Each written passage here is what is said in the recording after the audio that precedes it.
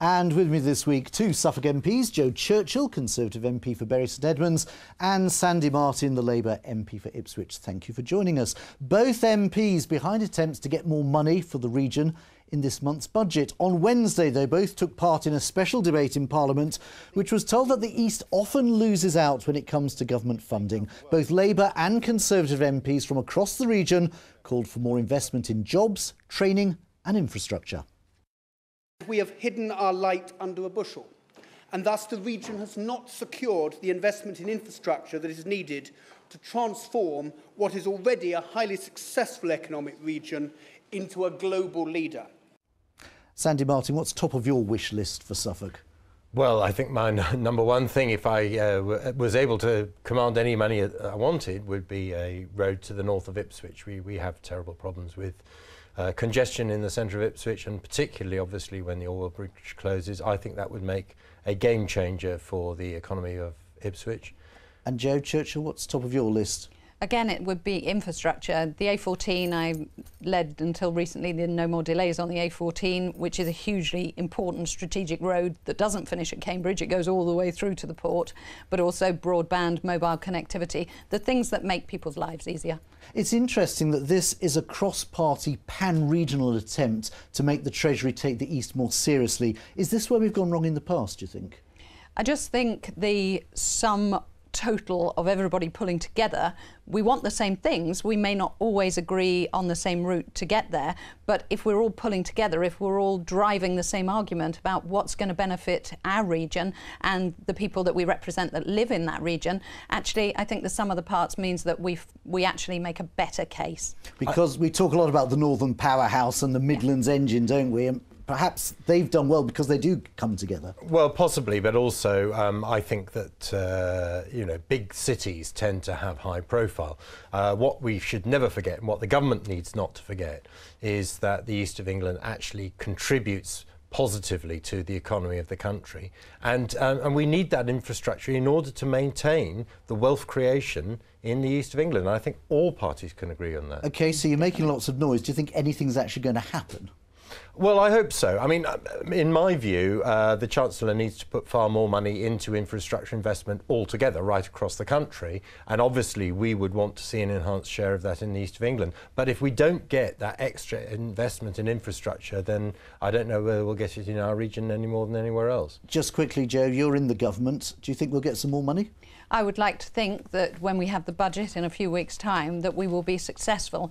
Prosperity that happens in the East, as Sandy said, we are a net contributor. Anything we can do to help leverage, then that's all got to be for the good. But actually, private business can play a really key important part in this. It's not always about the government doling out, it's about them enabling. OK, well, it's not just MPs who've been lobbying for more money this week. The Mayor of Cambridgeshire and Peterborough brought out a report which warned that the county's economy will go backwards unless it gets even more investment from the government. Now, it's the job of the directly elected mayor to bang the drum for Cambridgeshire, but in doing so, James Palmer seems to have upset quite a few people. Tom Barton reports. James Philip Palmer, the Conservative Party candidate, is duly elected as mayor for Cambridge and Peterborough Combined Authority. It's now nearly a year and a half since the first mayor was first elected, and today he, along with, well, practically most of Cambridgeshire, have come here to the stylish heart of central London to make their big pitch to the government. Cambridgeshire and Peterborough have an enormous amount to contribute to the industrial strategy. The audience, Business Secretary Greg Clark, the man who, in his earlier job running the local government department, signed off on the Cambridgeshire and Peterborough devolution deal. This week he was at the launch of an independent review into the area's economy, aimed at persuading people like him that the area needs the government to take them seriously. The report is very stark in its warning to government that if you don't invest in this county now, if you don't invest in this extraordinary economy now, that post-2030 it will begin to go backwards. And while the economic review has had a positive reception, the new combined authority that the mayor heads has had its problems. Last year there was a row over its takeover of the area's local enterprise partnership. Earlier this year, the Greater Cambridge City deal and the Mayor fell out over whether to build new park and ride sites. And local politicians are still asking questions about the departure of the Combined Authority's chief executive last month. But many see the problems as inevitable and this week's launch as an opportunity to move on. Well, I don't think you expect a region with loads of district councils and different local authorities and a unitary authority. I mean, nobody has interest in necessarily collaborating because we weren't in the same boat. Now we're in the same boat. This report is the basis to say we're in the same boat, we all now need to pull together. It's a huge change, and you know, we mustn't deny it's a growing pains. Because we all want a piece of it, I guess. And the Mayor, you know, I've got a lot of time with the Mayor. He's ambitious, he knows where he wants to go, but he wants to deliver tomorrow, and so do we all. Well, I think the Combined Authority has been quite slow off the mark, but actually my experience of similar organisations is they do take quite a long time to get sorted out, to get the right people in place, to get the governance in place, to get the evidence base to support what they need to do. So I would certainly hope that things would start to accelerate pretty soon and we'd actually start to see some delivery of projects. For the Business Secretary, these disagreements can be a good thing, as long as they eventually get resolved. I'd rather that sometimes there are local debates. I'd rather though that you had those local debates than everything was dictated from London. I think it's progress that some of these big debates happen locally, but I think they should be agreed because the area is obviously much stronger when everyone's pulling together. The report finds that Cambridgeshire and Peterborough actually contains 3 different economies. The challenge for the Mayor, 18 months into the job, is to get those areas working together despite their differences. Well, earlier this week I asked Mr Palmer why Cambridgeshire and Peterborough needs more investment. Well, I think the residents of Cambridgeshire are fully aware of the issues that they face every day. We have an awful transport system in Cambridgeshire and Peterborough. We have a housing deficit, and these issues are blighting the lives of our residents on a daily basis. So in order to solve those problems, yes, there are things we can do ourselves, but of course we also need attention of central government to help us fund what is needed. And the report, the CPIER report, the Cambridgeshire and Peterborough Independent Economic Review, makes it absolutely clear that investment by government into Cambridgeshire and Peterborough will see sound returns. But you're already getting a lot of government investment, aren't you? You're getting the A14, you've got the city deal, you've got your own budget for housing and transport. You're doing very well already. Look, it's not just about money, it's about the powers to deliver. Devolution gave us certain amounts of powers. What government said to us was, come back to us, talk to us again. We can improve the deal in the future. So we're looking at funding and powers and tax incremental funding, for example, the ability for us to raise funds locally to help us deliver on projects, but also, yes, of course, where necessary, where it is beneficial for the UK economy, where it is beneficial for our economy, government investment as well. But it's taken a long time to produce this report. Shouldn't this call for extra money have come from you in your first few months of being mayor? Again, I will repeat, it's not about extra money. It's about having the evidence base behind us when we go to talk to government. But it gives us a significant evidence base below that to talk to government and say, look, what we're trying to achieve here is not just of local importance, but it's of national importance. And the UK economy, post-Brexit, needs a strong Cambridgeshire and Peterborough. It has a strong Cambridgeshire and Peterborough. We've got the opportunity to get stronger. Government must support that. And are you the right person to make this work? Because as we heard in that report, you've ruffled quite a few feathers. Well, sometimes you need to break a few eggs to make an omelette, but yeah, I think it's part of my job. The mayor is a new structure. The mayoral structure is a new structure. You need to make sure that you can get in and get your hands dirty and make a difference. But I think you will see over the next few months, you will see much closer working between authorities within Cambridgeshire and Peterborough. You will see much greater alignment between authorities in Cambridgeshire and Peterborough. I think it's a very exciting time. I think that we will begin to see the fruits of the labour of the combined authority over the next 6 to 8 months. But you've fallen out with the LEP, you've fallen out with the people behind the city deal, you've fallen out with a number of local councillors. Isn't a mayor supposed to bring people together?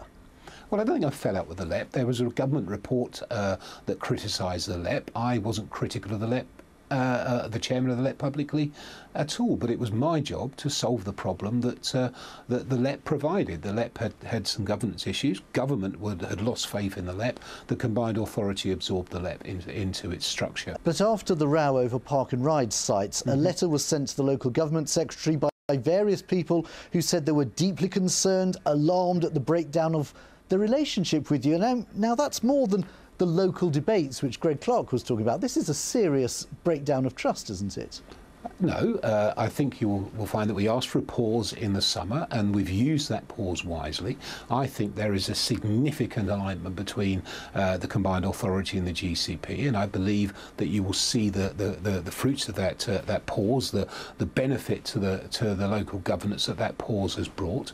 I believe that we will work very closely in the future, and we've listened to the Secretary of State. We've looked at the issues around transport and infrastructure in Cambridgeshire, and I think that there's a great future of close working. So everyone's kissed and made up, have they? Well, don't they always? James Palmer, thank you very much. Thank you. Joe Churchill, Suffolk was going to have a directly elected mayor at one stage. When you look at the various spats which James Palmer is having, are you quite glad you didn't? No, what I'm keen to carry on the conversation with James about is the fact that West Suffolk in particular forms a strategic partnership, and we actually see the benefit. James spoke an awful lot about what was happening in Cambridge and Peterborough, but we must never forget that a vast number of people who work in the life sciences, in agri-tech, in all those really leading areas of the East, live and work in the A14 corridor. OK, now, but just coming to the actual through. arguments he's having with people, are you quite happy about the fact he's ruffling feathers? I think he explained his position, and as Greg said, it's better that conversations go on locally within an area where people understand what the issues are. I'm keener to understand how we in West Suffolk help fulfil their needs for housing, skills, and actually fit into what will be the second largest city in the UK in the next 3 decades. I mean, Sandy Martin, he's very good at banging the drum for Cambridgeshire. That's the sort of thing you need, really, isn't it? Well, it is in Cambridgeshire, yes. I mean, Cambridgeshire and Peterborough are not the whole region, and we all benefit from having a wealth creator like Cambridge in the region, but actually what we need is planning for the region. And I was always very upset that we lost the Regional Development Agency, which I thought was very effective.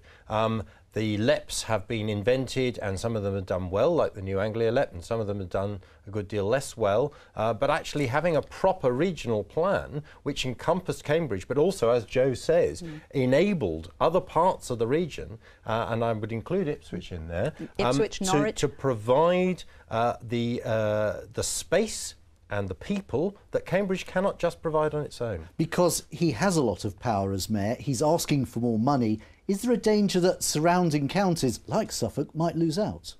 Well, actually, for me, it's more about what the conversation was around enabling him to use the powers that he does have at his disposal in order to grow Cambridge and that broader eastern region economy. We know we absolutely are in the top flight for agri-tech, for pharma and for energy. And let's not forget that we produce an awful lot of the food that goes on the table across the country. Very quickly, do you think Suffolk needs to think about having a mayor who can bang the drum then for Suffolk? No, I don't. But I do think that we need some sort of guiding principle that covers the whole region. And Cambridge itself will benefit if we can actually plan together and include investment in parts of the region outside of Cambridge as well. OK, thank you for now. It's another big week in the Brexit negotiations, and there's still differing opinions over whether or not we're close to a final deal. But as the March deadline gets ever closer, thoughts are turning to what life will be like once we leave the EU. In particular, what will happen to the millions of pounds of European funding which this region has received over the years? There's supposed to be a Brexit dividend, but how much of it will come our way? Depending what happens with the Brexit talks, this could be one of the last places in the country to have received a grant from the